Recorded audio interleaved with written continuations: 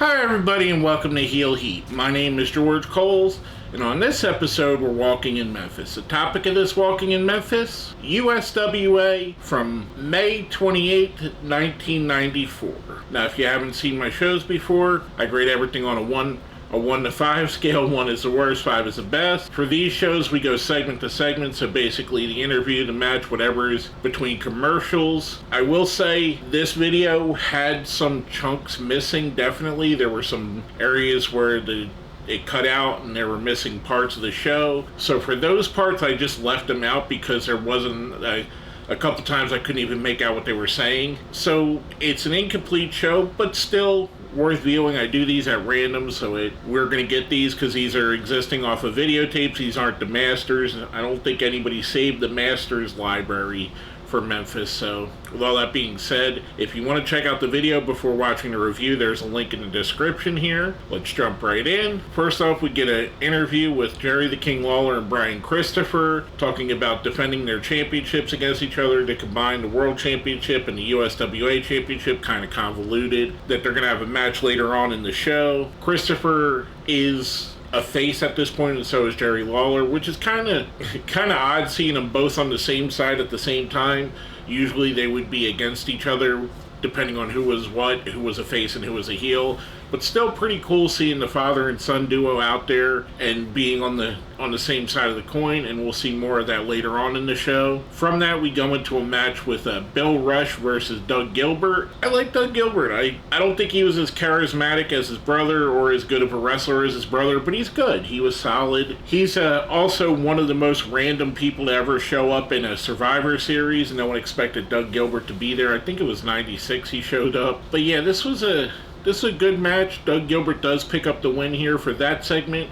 I'm giving it a 4. I thought it was pretty good. Then we get an interview with Eddie Gilbert, Doug's brother, talking about an upcoming match with Jerry the King Lawler, which takes us right into a tag team match, which is the Spiders versus the Bad Breed, which is Ian and Axel Rotten. The Spiders are the Headbangers, Masha Thrasher under masks and like a kind of a Day of the Dead type gimmick, I guess you could say a Day of the Dead meets Spider-Man because it's black and white and it's kind of arachnid, but it has a Day of the Dead feel to it, in my opinion. During the match, the Eliminators come out and they're talking about why are the Spiders wearing their masks when they lost the masks. Lance Russell says they took off their masks, they abide by it, they can put the mask back on if they want to. Eventually, the Eliminators get involved in the match, causing a DQ. Then Burt Prentice runs out with a fire extinguisher to clear the ring. Burt Prentice at the time was the manager of the Spiders. Afterwards, Burt and the Spiders go down, and Burt cuts an interview talking about if the Spiders can't beat the Eliminators for the tag team championships, they'll leave Memphis or they'll leave USWA. For all that, I thought that was all pretty good. 3 great teams. The Headbangers before they were the Headbangers, Axel and Ian Rotten, which are an underrated team in my opinion. The Eliminators, one of the great teams of the 90s that kind of no one really talks about because they get the other great teams like the Outsiders, the Steiner Brothers, and teams of that nature had the benefit of being on either Nitro or Monday Night Raw, whereas the biggest platform the Eliminators had was a mostly pre-pay-per-view ECW or USWA. So they didn't quite get the worldwide recognition some of the other teams of the era, like the Harlem Heats of the world or the Nasty Boys of the world would. But they were definitely one of the top teams in the world at that point. For all that segment, again, I'm going to give that a 5. I thought it was really good. Next up, we have an interview with Eddie Gilbert and Scott Bowden, who had recently turned on Jerry Lawler from being a referee. They show the match where he turned with Scott Bowden counting a win for Jeff Jarrett. Then we go back to the promo. Pretty good promo here. There was some issues, that editing that I talked about, them getting the missing parts at this point, so I don't know if the segment ended or this was the end of that part. So for that, I'm going to grade that by itself. I'm giving that a 5. I mean, Eddie Gilbert's a fantastic orator. He's one of the best promos they had at the time, and he's one of the great talkers in all of Memphis history. Going from that, we get a match with Wolfie D going up against Reggie B. Fine, and this was a really fun match. I really enjoyed both these guys. And I know and I remember Reggie B. Fine was a big guy. It's stark how much bigger than Wolfie D he was, because Wolfie D's not really small. He was a little bit thin, but he's not small. I think he's like 6'2", 6'3", and Reggie B. Fine just towered over him. This was a really fun match. Wolfie D does pick up the win, and right afterward goes down and does an interview with Lance Russell.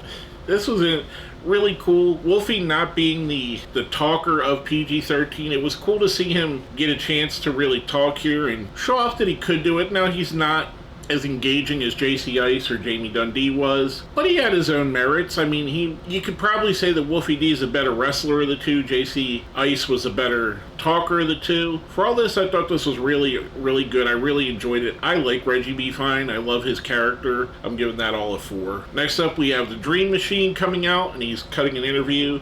The next night in the Mid-South Coliseum, there's going to be a tag match, him and a surprise partner versus Jerry Lawler and a surprise partner, and I just probably blew the surprise there. Dream Machine's going to announce his partner. Brian Christopher comes out. There's a little back and forth between the two. He announces his partner's Bam Bam Bigelow, but he's not there. He's not going to be there till tomorrow. Christopher and Dream Machine get in a little bit of a fight.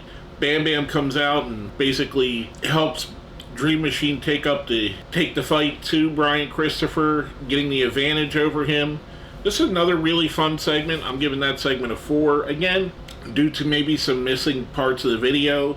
That was all that was on that part of the video. That leads us right after the break. We go into a match. It's Tony Williams and the Colorado Kid against the Dream Machine and Bam Bam Bigelow, showing off the new tag team, showing off the team that's going to be in the match the next night. This is a good match. Out of all the matches on the show, it is my least favorite, but it was a good match. I don't know that Bam Bam Bigelow and Dream Machine make a great team together. They seemed very out of sync with each other. They do pick up the win here. I'm giving this one a 3. I thought it was good. I wanted it to be better because I enjoy the Dream Machine and I love Bam Bam Bigelow. So I wanted it to be better, but they just didn't feel right together. It didn't feel proper, and they didn't feel like a good, solid team. We go from that to the final segment of the show where we have an interview with the Dream Machine and Bam Bam Bigelow, talking about the upcoming tag team match. Then we get a rundown of the card for the next night. And then we get Jerry the King Lawler, who comes out and he's talking about how they... Oh, and by the way, during the ruckus with Brian Christopher, Dream Machine threw something in his eyes and the faces chased him off. So at the end, Jerry Lawler's talking about Brian Christopher having an eye injury and being in the locker room, which eventually brings out Brian Christopher, who says, I don't know what you had planned, but I want to be your tag team partner tomorrow night. Let's make this happen. We'll go up against them. Jerry Lawler agrees to it. For those two pieces of work, I thought that was fantastic. It ended on a very high note. Obviously, you got guys like the Dream Machine, Jerry Lawler, and Brian Christopher doing promos to end the show. All three of those are great, fantastic promo guys.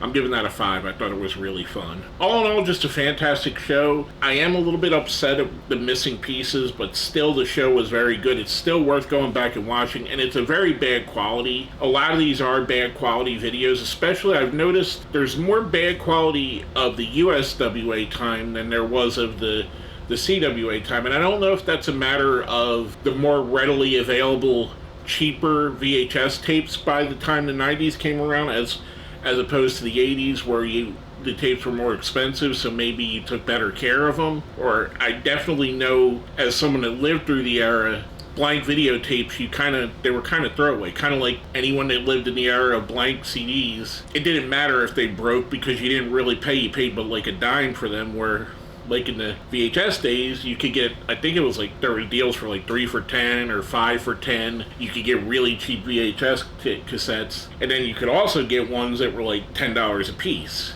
And the $10 piece ones were always a lot better quality and would hold up better, whereas the cheap ones, the 3 for $10, which everybody bought because they're cheap, those would degenerate and break down a lot quicker. With all that being said, I thought the show itself was fantastic. I'm giving it a 5. I highly recommend going and watching it, even with the visual limitations. It's definitely a fun show, definitely worth watching. Now, if you made it to the end, let's smash that like button, share the video, subscribe if you haven't. If you made it here, let me know you made it to the end. Let's put Brian Christopher in the comments. He's an underrated guy. He needs let's show him a little bit of love at the end of this. My name is George Coles, and we've been walking in Memphis.